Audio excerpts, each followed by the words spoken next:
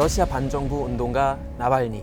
차 한 잔을 마셨을 뿐인데 의식불명에 빠집니다. 나발니 몸에서 발견된 건 신경안정제 노비추. 아니, 이런 영화 같은 일이? 도대체 누가 왜 나발니 차에 독극물을 탄 걸까요?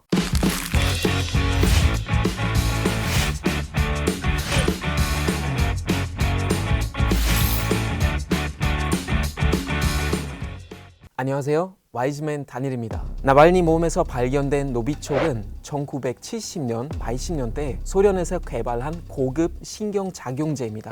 신경과 근육의 연결을 막아 정상적인 신체 능력을 망가뜨려요. 노비촉은 파우더 형태로 사용 가능합니다. 눈에 띄지 않게 쓸 수 있죠. 노출 후 30초에서 2분 사이에 효과가 나타납니다. 동공 수축, 호흡곤란, 구토 증상이 나타나고 심해지면 혼수 상태에 빠지거나 사망하게 되죠. 알렉세이 나발니는 변호사이자 반부패 운동가로 러시아 당국의 반정부 시위를 주도한 야권 대표 주자입니다. 2009년부터 러시아의 부패 문제를 폭로하면서 푸틴 정권을 비판하기 시작했어요. Мне кажется, вчерашние события показали, что достаточно большое количество в России избирателей, которые поддерживают программу кандидата, который выступает за борьбу с коррупцией. И эти люди требуют политического представительства. Я претендую на то, что несу политическое представительство для этих людей, и я поэтому имею полное право идти на выборы. 나발니는 러시아 톰스크에서 모스크바로 향하는 비행기 안에서 중태에 빠졌어요. 비행기는 옴스크에 긴급 착륙했고 이후 나발니 측은 러시아 병원을 믿지 못해 독일 베를린 샤리테 병원으로 나발니를 이송했어요.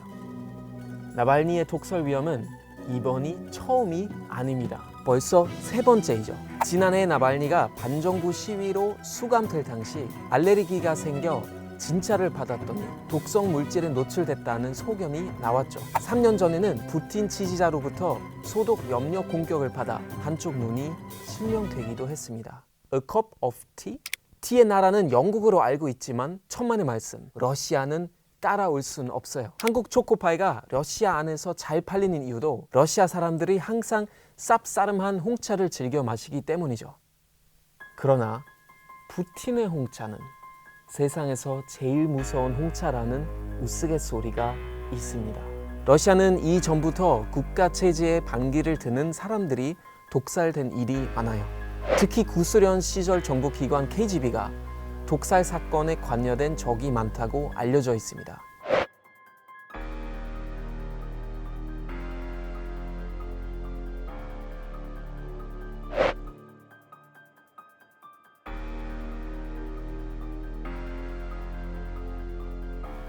그런데 푸틴은 구소련 당시 KGB 출신인데?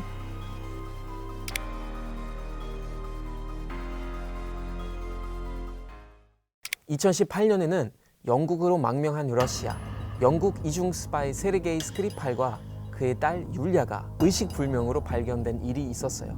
This was a sickening and despicable act in which a devastatingly toxic nerve agent known as Novichok was used to attack our country. 푸틴은 20년째 장기 집권하고 있습니다. 푸틴은 러시아의 두 번째 대통령, 러시아의 첫 대통령은 보리스 옐친입니다. 옐친이 사임하면서 푸틴은 기회를 잡아요. 1999년 옐친이 정부 국장으로 있던 푸틴을 총리로 지명하고 그해 12월 31일 옐친이 사임하면서 푸틴은 러시아 연방의 대통령 대행을 합니다. 그러다가 2000년 3월 대선에 출마해 러시아의 두 번째 대통령이 되죠. 집권한 뒤 푸틴은 러시아의 재건을 위해 노력해요. 경제적으로는 시장 경제를 구사하나 사회적, 정치적으로는 구소련의 방식을 따릅니다. 러시아는 새해를 11번 맞이해야 할 정도로 큽니다. 엄청 커요. 국토가 넓을 만큼 150여 개의 크고 작은 민족으로 구성되어 있는 다민족 국가라 갈등이 빈번하죠. 푸틴은 이를 강력한 1인자 체제로 해결하려고 합니다.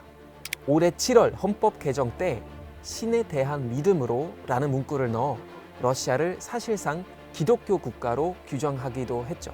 러시아 대통령은 옛 황제가 살던 크렘린이라는 궁에서 살아요. 한국으로 치면 정화대가 경복궁인 셈이죠. 러시아 정부와 행정부의 대명사로 사용되기도 합니다. 푸틴이 집권하면서 크렘린의 힘은 러시아 국내에서 대체될 수 없는 힘으로 통하게 됐죠.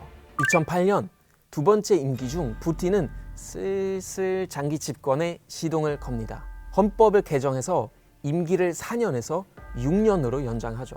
3면임 금지 조항을 없애려고 하다가 실패한 푸틴은 자신의 친구 메드베데프를 총리로 지명하면서 그를 대통령으로 만듭니다.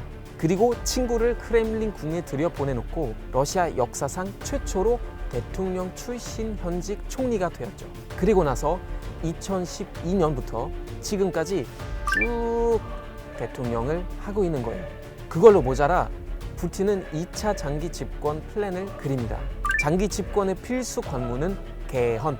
올 7월 추진한 개헌의 핵심 내용은 개헌 이전에 대통령 했던 건 없던 셈 치자. 그러면 2차례 이상 대통령이 될 수 없는 규정을 피해 갈 수 있죠. 다가올 2024년 대선에 출마해 당선된다면 2036년까지 대통령이 가능합니다. 그의 나이 무려 83세까지 말이요. 31년 동안 구소련을 이끈 스탈린의 기록을 깰 수도 있는 거죠.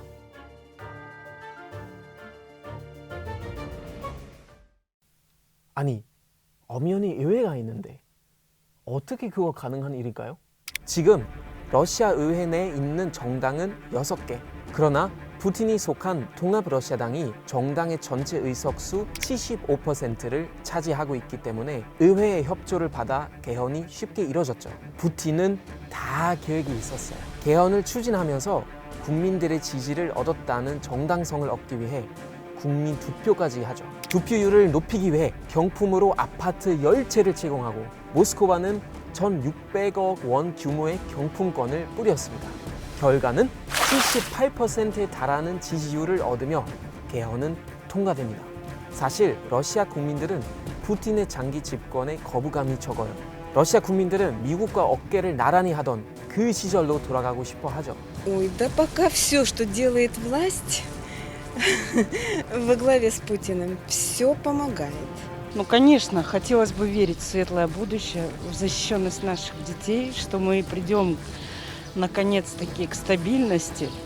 Ну да, это важно. будущее России все-таки как-никак.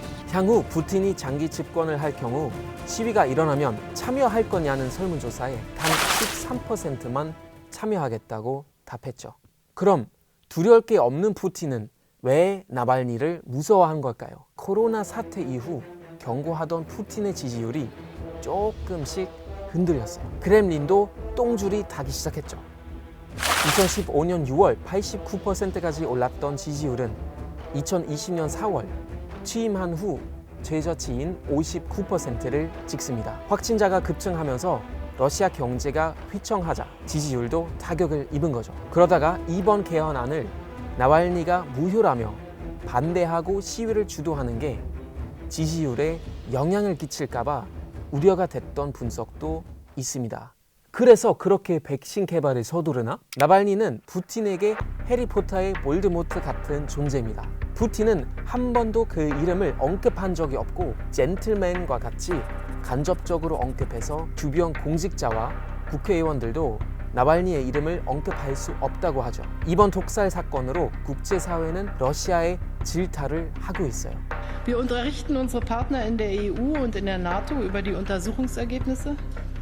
Wir werden gemeinsam beraten und im Lichte der russischen Einlassung über eine angemessene gemeinsame Reaktion entscheiden. 심지어 가스관 공동사업 중단을 시사하며 압박을 가하고 있죠. 나발니 사건 이후 서방 국가와 러시아 사이는 팽팽한 긴장감이 생겼습니다. We saw what happened to Sergei and Yulia Skripal in our country. And I think what we want to see is a full, thorough, transparent investigation into the poisoning of Alexei Navalny. And those who are responsible must be held to account and must be brought to justice. 노비촉은 국제적으로 사용이 금지된 화학무기입니다. 유럽연합 이사회 의장국인 독일이 유럽연합을 대표해서라도 이 문제에 적극 나서게 된 거예요. 그러나 지난 2018년 영국 독살 사건 때는 영국 땅에서 일어난 일이기 때문에 영국의 영향력 행사가 가능했다면 이번 사건은 러시아 땅에서 일어난 일이기 때문에 독일이 러시아의 제재를 가하긴 쉽지 않을 거라는 분석이 나오고 있습니다. 지난 2013년 푸틴은 뉴욕타임즈에 기고문을 하나 실었습니다. 주로 미국의 오만과 독선을 지적한 글이지만 당시 미국 대통령 오바마보다 맞는 말을 한다며 그의 메시지에 많은 이들이 공감했죠. 그는 기고문을 통해 우리는 모두 다르다. 그러나 평등하게 창조됐다. 라는 메시지를 각인시켰습니다. 하지만 현재 푸틴의 모습과 대조해 본다면 조금 의아합니다. 앞만 보고 달리는 스트롱맨 푸틴. 과거의 자신과 마주하는 시간이 지금쯤 필요하지 않나 싶습니다.